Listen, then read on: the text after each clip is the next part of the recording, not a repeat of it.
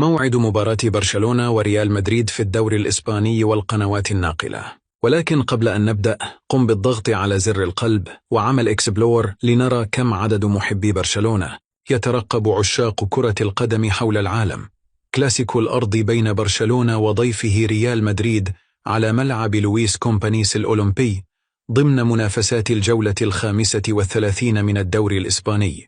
هذه المباراة ستكون حاسمة بشكل كبير لوجهة لقب الليغا هذا الموسم، حيث يتصدر برشلونة الترتيب العام برصيد 77 نقطة، متقدما بفارق 4 نقاط عن وصيفه ريال مدريد، وذلك قبل 3 جولات من نهاية السباق.